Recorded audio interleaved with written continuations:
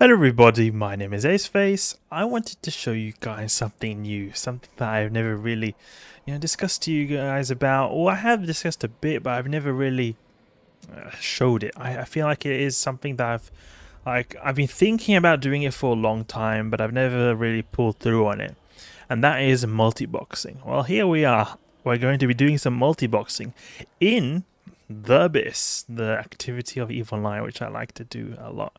And this is a setup I sort of figured out on my own. There are a lot of different frigate Abyss setups that are out there for different types of weather effects, different types of tiers. But this is then going to be a Manticore plus Hawk setup for T4 Darks. Okay, T4 Darks. And the good thing about there's like multiple reasons why I'm particularly going through this setup. I mean, there's many different setups you can go through, and there's always like benefits and there's also negative aspects as well. The good thing about this setup is that you're using the Raging Dark filament, and these cost nothing. In fact, this one guy, someone put accidentally a sell order that was supposed to be a buy order, so let's just grab that there. Can even take this Raging Dark right here and put it in my filament stash over here. But doing this filament is really good because it costs like basically nothing. 3 of these, 2 million. That's basically nothing. Okay, so the filament cost is hardly anything. Then you're not doing like a really high tier, so you're doing T4s, so you get the size done very quickly. Like time never is ever a problem for me in this setup, because the Hawks, how it works, so you got the Hawks, right? They are the ones who have got a good tank. And they're like able to do a lot of damage, and they tank a lot, and they do a lot of damage to small stuff. But then you got the Manticore, who sort of like assists. He's a stealth bomber. There's a lot of DPS with torpedoes, Tech 2 torpedo launchers, 557 DPS. And how it works is that he goes in last into the site, and he acts like a support bomber, like he's support there, right? So he's there, and it just does a lot of damage to the battleships. So basically, generally speaking, big stuff, and it makes those waves go a lot faster, because I've done this setup in 3 Hawks before, and how it was the case, it was good, but sometimes it's a little bit slow. Like battleship waves, it can be a bit slow. You finish the site in maybe 15 minutes, and with the Manticore, it makes it go quite a bit faster. So, though if you get a lot of waves with small stuff, then the Manticore will make stuff go a bit slower, because the Manticore obviously doesn't apply well to the small stuff. So, but generally speaking, I like to use the Manticore. So we're gonna go over the fit in just a bit. I'm just gonna warp my alts to a safe spot real quick, because we're going to switch our implants. It's important to not go into the Abyss with expensive implants. Now I just want to check here that I've got the right boosters. No, I've not got booster here. Have I got a booster here? No, I've not got a booster here either. The thing is, I wanted to have my Hawks use Crash Booster because this increases application, but to be honest, you don't need it. I was just thinking of having it beforehand as something you could use to just aid a little bit, but sometimes I forget, as you do. So we're going to go to Perimeter just to switch out my clone bay, because there's a free clone bay in Perimeter, if you guys didn't know that. There is a citadel called Verite Stellar Cartography there. It's a very cool clone bay because you can switch out clones for free there. So if we go in the fit right here, this is a standard Hawk fit really. It's using a shield booster, multispectrum, and we're using a compact multispectrum right here. And there's a particular reason. It's like, oh, why are you using a meta multispectrum? That's really dumb. The reason is because of CPU requirements, because I want to be able to have a remote shield booster. These remote shield boosters are actually quite OP. They really help you survive a lot in these deadly waves. And the thing is, this setup, it works even for the Angel Spawn. Angel Spawn does work. It is deadly. That spawn is very deadly, but it does work to get through the Angel Spawn. It's not impossible. It is deadly. So just keep in mind that the Angel Spawn is... Because the Angel Spawn, the Angel Cartel, they're known for in the Abyss being very notorious for killing frigates. Because the thing is, the Angel Cartel spawn, they have so good application and speed, so they'll basically always apply to you. Frigates in the Abyss, they mainly they avoid damage by kiting or being fast, or just being fast enough to avoid damage, especially when you're in the darks. In the darks, the optimal range of the enemy ships, they're reduced. So you have a very easy time avoiding damage. Like Vedmax will hardly ever be able to hit you because of the way the Vedmax have like hardly any range, so they'll hardly be able to hit you at all. And even if they are able to hit you a bit, they'll never really be able to spool up to a damage which is significant. So the thing is with the Angel Cartel, they have very good application even in the dark sites, so it doesn't really matter, though they have full applied DPS, and that can be problematic. So that's why if you want to get through those waves, you have to have like a certain amount of raw tank, or at least be able to survive and long enough to be able to kill them. And that's the thing. Many people, they do like these disposable, so to say, fits in Frigate Abyss, and that's very viable. I mean, you can do the very high tiers like T5, T6 in disposable fits, and just like, you know, say, oh, okay, you give up in the Angel spawns, because you can still get up with a positive ISK power like that and actually earn quite a bit, especially in T6. Like, you can get from each site in T6, I think it's like 300 million for a Frigate Abyss site. So if you have a setup that's maybe worth like 150 million, 200 million, just one site and you already have broken even, and it's just one spawn really, the Angel Cartel spawn, which is like a death room, you could say, for frigates, because of the what I told you before, that, you know, the application. So switch my clone right here just to get a bit of a CPU implant going on. I don't even really need it, to be honest. With the Manticore, the CPU implant was actually for the bombers, for the Hawks. So I'll just switch back actually. And there we go. While the session timer is waiting on my other account, we're just gonna jump into this clone over here. But the thing is, this like setup is made to do them consistently. Like the sites is made to do it consistently without really dying. So you're supposed to get through them all. So that's why it's not like a super cheap, like the whole setup is 150 million or something like that. But it is like, it's still pretty cheap. So it's not like a big deal if you lose it. So if we just go in here, we'll see here, the Manticore is the cheapest ship. Only 64 million right here. So that's something that's really cool. The Manticore is very cheap, so it really doesn't matter to lose that. And then you got the Hawks. The Hawks are a bit more expensive. The Hawks are a little bit more expensive, going in at about 200 something million. Yeah, you see that 230 million. But they are very tough little ships. They are definitely really tough ships. You can see here. Let's just grab the... Yeah, we've got the right implants here. We can go in the other Hawk here. So it's just two identical Hawks. And all these ships use remote repair. It's not just one of them, or like the Hawks. The Manticore also has this remote repair module, so it's also able to help, you know, remote repairing the other ships when they take damage. Usually these two guys are the ones who are going to take damage. I have this with the Abyssal Raider, this alt here. He takes the like brute force, so it often is him who's taking the damage. Sometimes the NPCs will switch. But the Manticore, I've got a Tech 2 multi-spectrum one, unlike the other ones that have compact. And then I've got this EM shield hardener as well. So I mean, I've got okay resistances. It's not really amazing, but it's some resistances that are there. So you can still achieve some decent tank when the other two Hawks are remote repairing it. I mean, it's definitely not a tanky ship, but you know, it can have some respectable tank, especially for a frigate. Okay, let's just double check the implants are okay.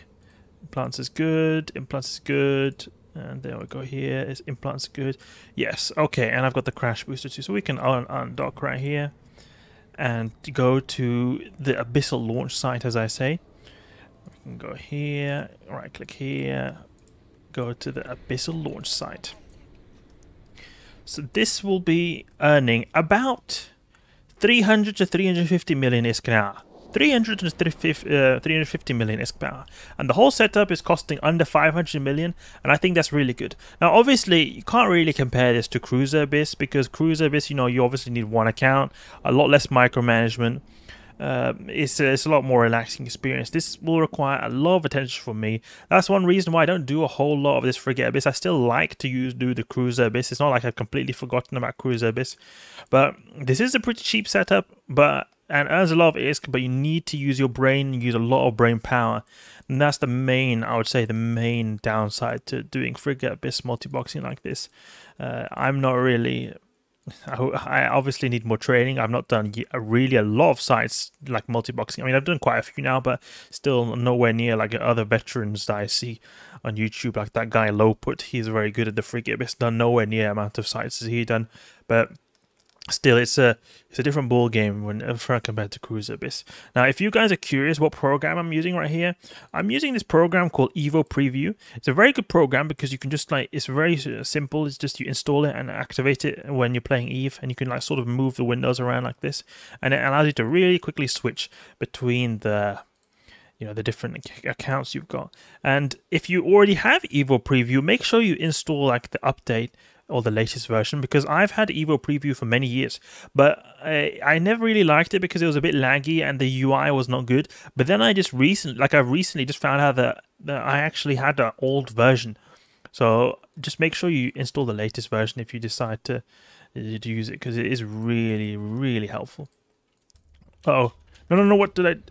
Okay, good. Oh, I thought I had just jumped into it. Okay, so what I do here is I just double click on my Hawks. Double click here, and then I open up this window on each one. Open up. So they're all open up here, right? So now I just go here, jump from down to up, jump. As soon as I see them go, then I jump the Manticore in last. This Hawk here is going to go in first, and I'm going to double click in space just so he's moving straight away, so he takes full aggro. So we're gonna just double click straight away, and he's gonna move off to a location. The Manticore will, however, be the anchor. The Manticore will be, and this is a pretty dangerous wave. Rogue drones are not to be messed with. Seems hilarious, but it's actually true. You do not want to mess with rogue drones.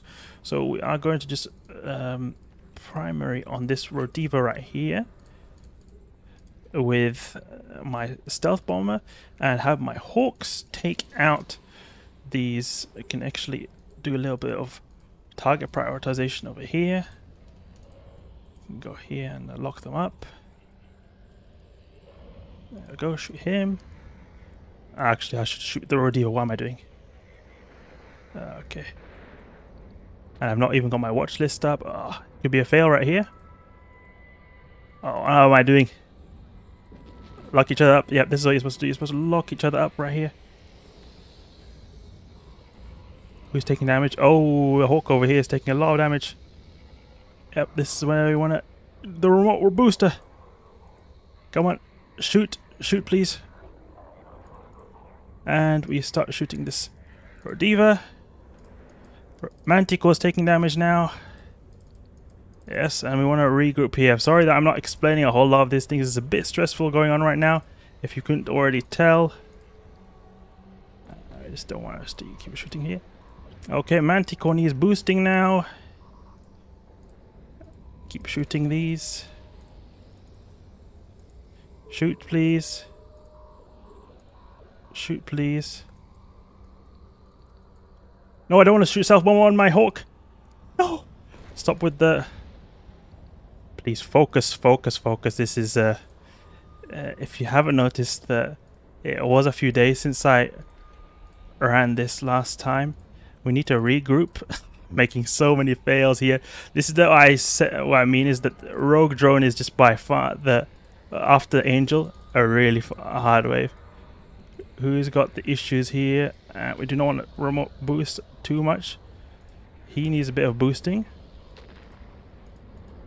And he needs a bit of... What is the... Where is the gate? There it is. Who's taking damage? Okay, he needs boosting. He needs missiles. He needs missiles. And we need to do it. Oh, we lost the Hawk. I'm sorry, guys. This is the first time I'm ever showing this on cam. It is a lot harder to... I underestimated completely how hard it is to show this when explaining stuff. The Hawk really is going to have to try to carry... Oh, we completely failed. Oh my god. We just lost 500 million right there. This is a complete failure for me. I'm sorry, I have done many of these sites before, and I've done many of this particular one before. I just oh, I've not done these sites for a few days, so I was a bit confused then at the beginning. Should I go for the rogue drones? Should I go for the Rodiva? Obviously I should have gone for the Rodiva first and taken him out, because the rogue drones are going to be very hard to kill with the Rodiva going on. And then I just did so many micromanaging errors right there. So it's this is what I'm saying here. You cannot just like relax doing this Frigate Abyss. But it's not like a case of unlucky spawn. This is a completely average spawn. I've done many spawns like this before. I'm drinking a little bit of coffee right now, but decaf coffee in sadness for in salute of my little downed Hawk fleet right here. But we're going to try this again. This is silly what happened right here. This was just a dumb fail right here. But we are going to jump in straight again, because this was just really a madly bad piloting error right here. There were multiple things I didn't have right here. First off, for some reason my tags, here, they're like the overview column. I didn't have tags open, so it was hard for me to prioritize. So yeah, tag, yeah, I need this selected. And then I didn't have watch lists, so I had really hardly any idea who was taking aggro. A million fails right there. And then also on top of that, I was half the time not even shooting. Really, that is Frigate Abyss summarized for you. How you can fail and how it will be for many people who are new to this. Okay, but we're going to be trying this again. This is just silly what happened right here. Really embarrassing. But it's definitely possible. Definitely possible. Okay, multi-fit this thing. But here's the thing. It's not too expensive what we lost right now. And you do earn a decent amount of ISK doing this too. So it's not like, oh, I lost so much. It's kind of earn it back very quickly. There we go. A new Manti. We've got the crash booster still. No, we don't have the crash booster still. Okay, we'll go and get another crash booster. But what I was about to say is when like just at the beginning of the wave was that the two waves that I have the most problems with in general with Frigate Abyss, with Hawks, are the rogue drone and the angel wave. I told you guys before how the angel wave can be pretty difficult, but the rogue drone wave, for some reason, it just does so much damage. I don't understand. There's so much amount of damage, especially when you're using an afterburner. It wouldn't be too bad if I was using an MWD, but with an afterburner fit, it is very problematic because they can just get on your face very quickly and kill you. Let's see now. Where is this one? Is it this one that I had? I think it is this one. Let's buy this. Well, we did see for a bit at least I was able to tank, even though maybe it was not long, but my Manticore was able to survive decently with those remote repairs. So it's like, it's not like completely zero tank ship. It has got some decent tank to it. The main thing was that my Hawks died, and after that you have less remote repairs and less everything. You can do the site in 2 Hawks though, but if you lose a Hawk, then you're basically dead. You can't really do much more unless you get very lucky waves. Now, I have done these sites in 2 Hawks before. Okay, so we've got this here. Filaments. Can activate our crash boost already now. Can plug some of these implants in. It's just funny how I ran quite a lot of these sites. I came to the point where it was becoming muscle memory, but then I took a break of a few days. And now I wanted to finally show you guys because I felt like confident enough to show it to you guys. And exactly when I do show it to you guys, then I just completely flip out straight away and die like that horribly like I did just now. It's just a bit ironic. Okay, put this in, and then we could put the light missiles in right here. There we go. Okay, so we undock right here, and we'll then run them directly in G2. Now, one thing that's good about this is that since we're doing T4s, then it's not like a big gank risk. Only if sometimes people gank T4s, but it's quite rare. It's not at all as common as T5, T6. T6, everyone wants to gank you.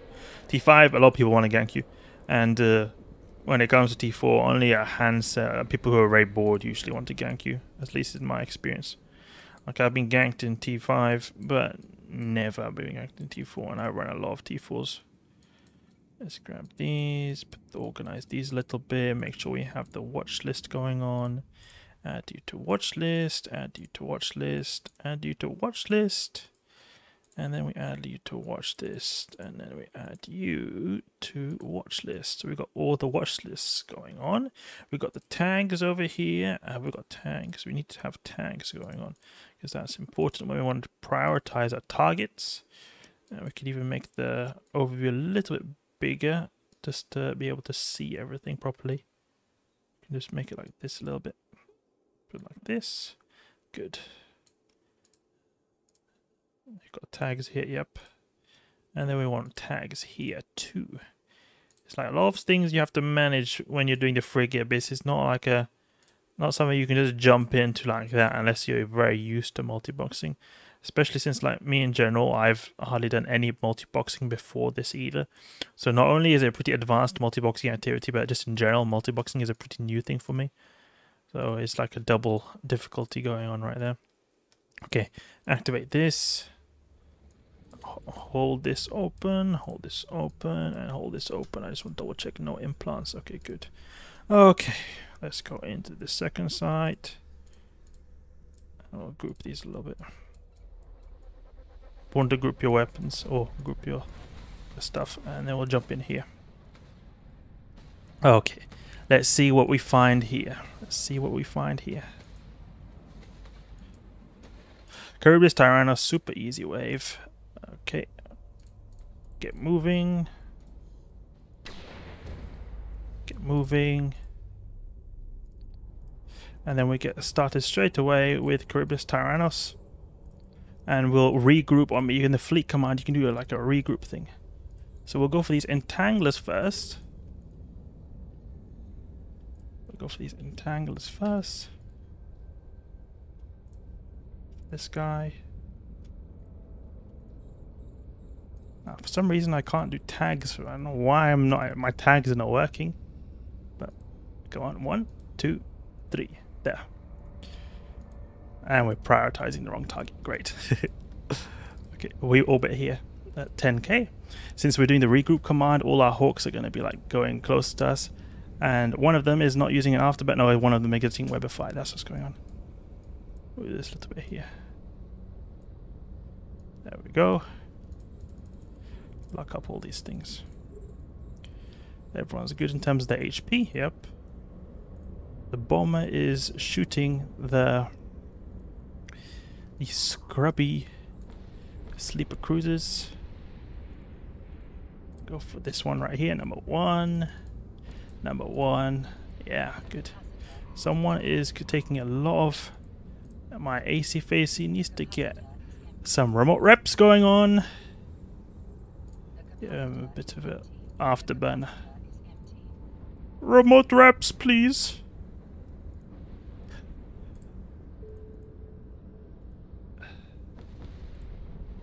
There we go.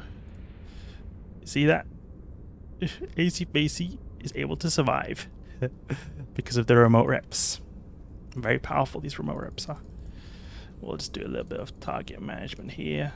Really, I don't need to focus on these guys, so it doesn't really matter that I focus on these guys too much because they don't have any remote reps, but it's just to get the annoying EWO off the grid. You know, I wanna just go for the annoying stuff first.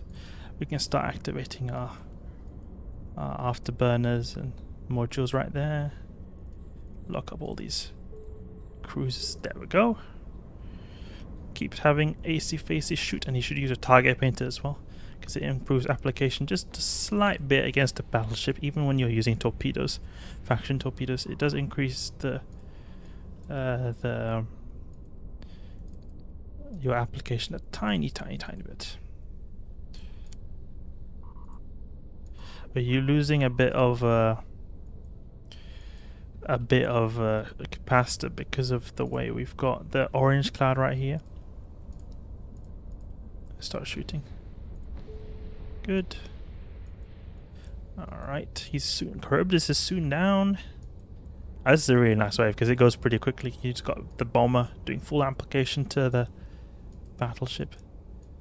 Okay. I'm gonna even make our way towards here, to be honest. He can shoot this, and he can shoot the biocommutative cache.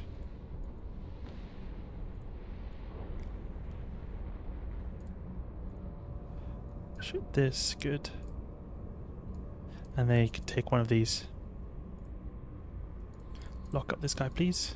There we go. We'll need to make sure everything's locked up as well.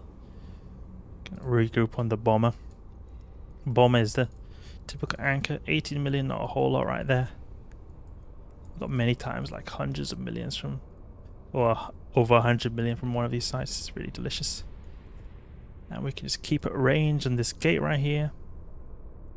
Regroup everyone. There we go. Taking him out. And we can reload our weaponry. Important to reload your weaponry. Let's jump in. Jump in. And jump in. Okay, rogue drones again.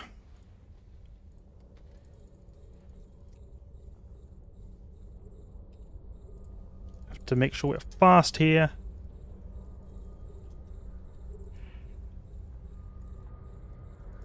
They're going straight towards it. My Hawk's probably going to die. Oh, Hawks. No Hawks, please. Need to kill rogue drones.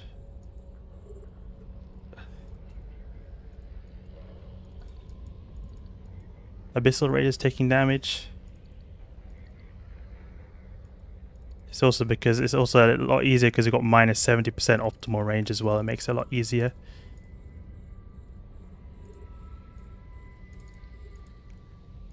Oh, let's go here. Start shooting, please. Don't forget to not shoot. Like these rogue drones, they do so much damage when they actually are able to hit. It's crazy. They do so much damage. Like literally, a couple of rogue drones left still is able to break on my Hawk's shields. That's how powerful these guys are. And I've got really good damage on these guys, and overall the resistance is pretty decent. Oh, my Hawk's taking damage. Lucid, Abyssal, Lucid. Who is taking damage? It is Abyssal Raider. Oh, I've not locked up the right target. He's taking damage again. He's taking damage too, and I'm not shooting. I need to shoot. I need to shoot. Just please shoot. Why doesn't my... I don't understand why I'm not shooting. Why am I not shooting? Just very frustrating this is. You can see why I don't do this stuff a whole lot. But it is a challenging activity, I will say that. It's a nice like change of pace if you want to do something a bit more challenging than just like AFK Gilas basically. You can even go to these extraction nodes over here.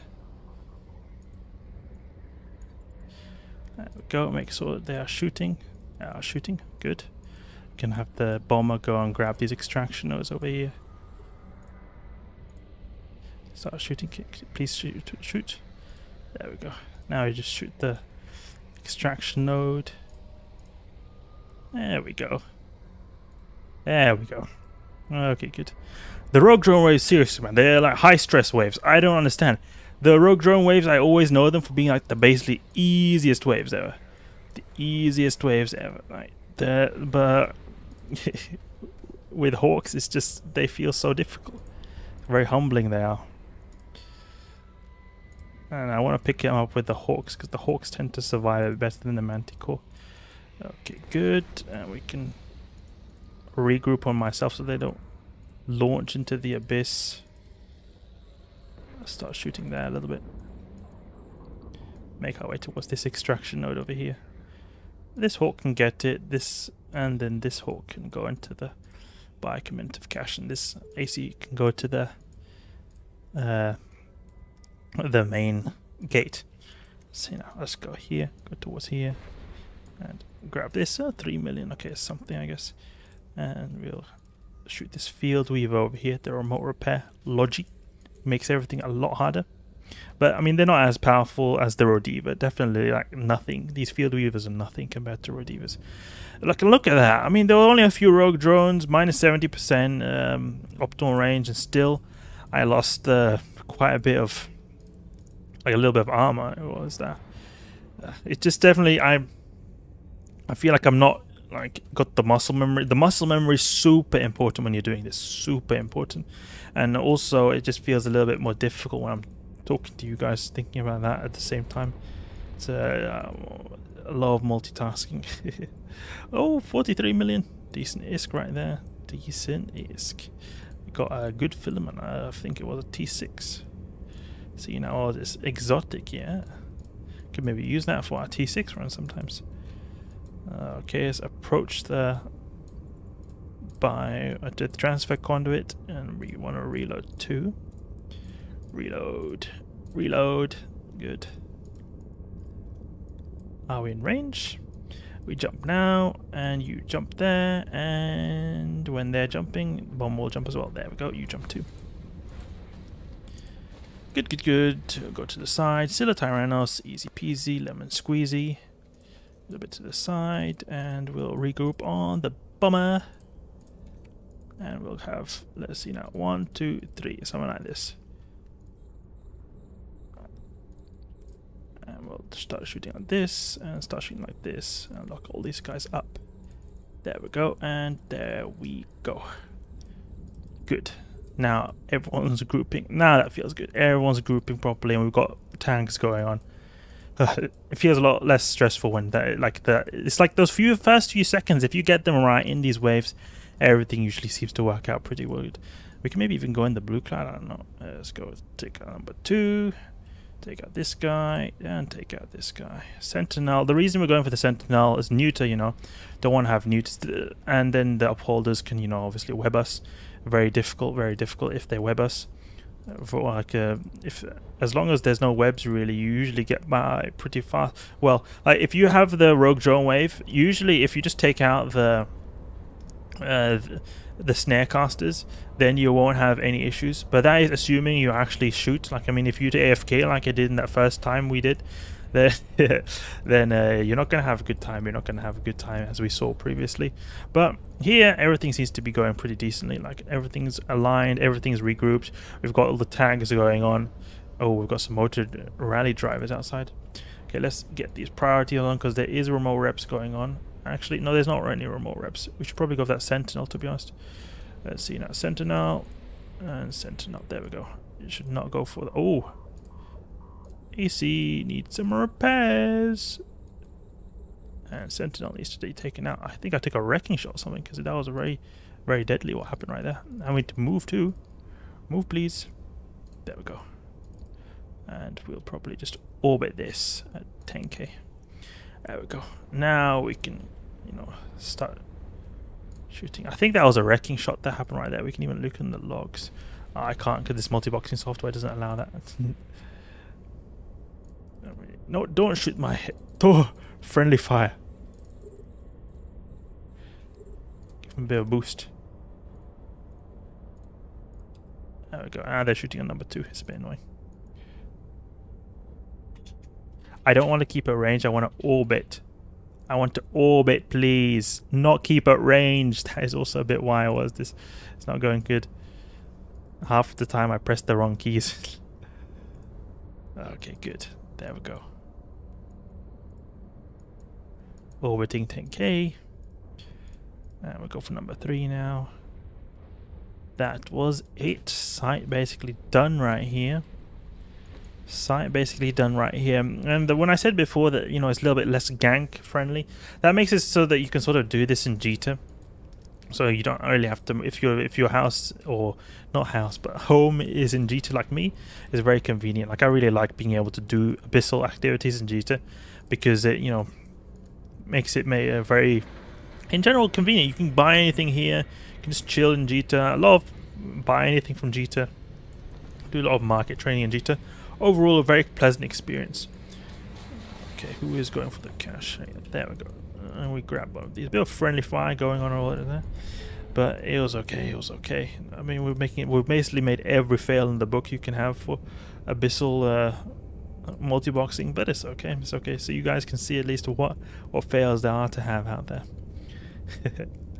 Let's get back to Gistii. Get back to Gistii and sell our wares. So if we go here on Abyssal Tracker, this is a very good website if you want to know what kind of ISK you can expect to get from different sites. Now if we go here, we can see here on the raging, so what we're doing, our average is 83 million per site, so that's very good. Well, not very, very good, but I mean it's decent. And when I do my T6 then, if we go here, we go T6 to T6 here, you can see here, cruise is 133 million. However, I am running the exotic, and the exotic filament costs about 20-25 million, something like that. So we can say we're earning 110 million on average for site. So we're getting essentially like 30 million more each site doing a T6. However, you have to remember that I feel like, or at least I feel like the average completion time I have with this T4 setup is quite a bit faster than my T6 Gila setup. A bit quicker. So that's also another level of like, you know, it does the size quicker. Then also, on top of that, we've got a very cheap setup, as you saw here. I mean, I lost it. I mean, it didn't really matter too much. And then on top of that, I'm also able, since I'm doing T4s, I'm able to do it in Gistii without really worrying too much about getting ganked. So it's really, the main downside is you need 3 accounts and a lot of micromanagement indeed. So I mean, like, people who run Cruiser Abyss, I guess, known for being a bit cowards and cowardice, but it is a lot more relaxing. It is a lot more relaxing, to say the least. Okay, let's grab this loot right here. Give it to Mr. AC. He takes all the loot. So just get like that. And then let's see, has he got anything in here? And yeah, and then we'll go here, Mr. AC. You want some loot too? And then he'll just grab all the loot. Good. And he has to accept the trade as well. There we go. Okay, so let's see now. What was the total haul from this site right here? We've got abyssal loot. Abysmal loot. There we go. Grab this. 85 million. Probably it's going to be a bit less the way it usually is. 74 million. Okay, 74 million. I mean, it's decent ISK, but I mean, it is a bit less than average if based on the statistics. But it could be more as well. I've got a couple of times like 150, 170 million from one of these. The thing is, when you get these high tier filaments, it really makes the ISK go up a lot. Like, for example, if we go into like, I don't know, cataclysmic electrical, you see this price right here. Exotic, also very expensive. And if we go into like chaotic electrical, for example, these are also pretty expensive. So like, you can get some of the good filaments, even though we're using very cheap ones that can add a lot more ISK that way. But there we go. We did a bit of multi-boxing in the dark sides with Hawks and a Manticore. It's a pretty like challenging activity, and that's one of the reasons why I've kept on doing this. Like, you guys have not seen me do this, but I've done quite a bit of testing behind the scenes, and the reason why I kept on going with it just because I felt like it was a interesting challenge to step up my game after doing, you know, lots of Cruiser Abyss, right? It feels like the same activity Abyss, but on a different level, and I think it's pretty interesting, to say the least. It is very stressful, but it is interesting and challenging, to say the least. So I hope you guys enjoyed this video. The fists of these ships are in the description below. If you did enjoy the video, please leave a like and subscribe. I'll catch you guys later.